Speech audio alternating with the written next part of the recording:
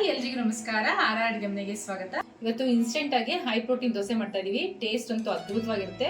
ಬನ್ನಿ ಹೇಗ್ ಮಾಡೋದು ಅಂತ ಮುಂದೆ ವಿಡಿಯೋದಲ್ಲಿ ನೋಡೋಣ. ಈ ವಿಡಿಯೋ ಇಷ್ಟ ಆದ್ರೆ ನಿಮ್ಮ ಫ್ಯಾಮಿಲಿ ಫ್ರೆಂಡ್ಸ್ಗೆ ಶೇರ್ ಮಾಡಿ. ನಮ್ಮ ಚಾನೆಲ್ ನ ಸಬ್ಸ್ಕ್ರೈಬ್ ಮಾಡೋದು ಮರಿಬೇಡಿ.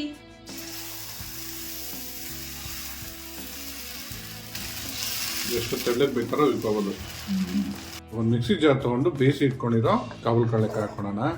ಒಂದು ಬೇಯಿಸಿರೋ ಆಲೂಗಡ್ಡೆ, ಒಂದು 3/4 ಟೇಬಲ್ ಸ್ಪೂನಷ್ಟು ಜೀರಿಗೆ, ಖಾರಕ್ಕೆ ಹಸಿಮೆಣಸಿನ್ಕಾಯಿ, 1.5 ಕಪ್ಪು ರವೆ, ಮೀಡಿಯಂ ರವೆ.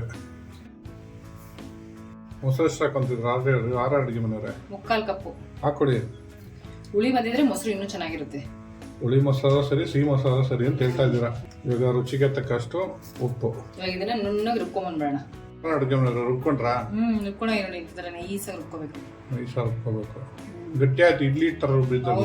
ಇವಾಗ ನೀರು ಹಾಕೋಬೇಕು, ಗಟ್ಟಿ ನೋಡ್ಕೊಂಡು ನೀರು ಹಾಕೋಬೇಕು. ದೋಸೆ ಹಿಟ್ಟು ಅದಕ್ಕೆ ಕಲ್ಸ್ಕೋಬೇಕು ನೀರು ಹಾಕೊಂಡು. ಹೌದು, ಮಿಕ್ಸಿ ಜಾರ್ ತೊಳ್ಬಿಟ್ಟು ಅದೇ ನೀರನ್ನ ಇದು ಹಾಕೊಂತ ಇದೀನಿ. ಹಾಕೊಳ್ಳಿ ಕಲಸಿ ನೀಟಾಗಿ. ಚೆನ್ನಾಗಿ ಕಲ್ಸಿದ್ರಾ? ನೋಡಿ, ಈ ಅದಕ್ಕೆ ಇರಬೇಕು. ಇದು ರೆಸ್ಟ್ ಏನ್ ಮಾಡೋದು ಬೇಡವಾ? ರೆಸ್ಟ್ ಏನ್ ಬೇಡ, ಸ್ವಲ್ಪ ಕೊತ್ತಂಬರಿ ಸೊಪ್ಪು ಹಾಕೊಂಡ್ಬಿಡೋಣ. ರುಬ್ಬಿದ ತಕ್ಷಣ ಉಯ್ಕೋಬೋದು ದೋಸೆ ಅಂತೀರಾ? ಅಲ್ಲಿ ಹೆಂಚು ಕಾದಿದೆ, ಇವಾಗ dosa ಉಯ್ಕೊಬಿಡೋಣ.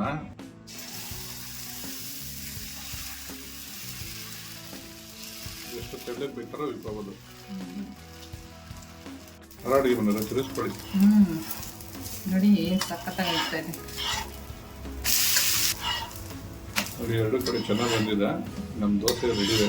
High protein dosa ready ಆಗಿದೆ. ಟ್ರೈ ಮಾಡಿಬಿಟ್ಟು ಹೇಗಿತ್ತು ಅಂತ ಕಮೆಂಟ್ ಬಾಕ್ಸಲ್ಲಿ ತಿಳಿಸಿ. Thanks for watching our video.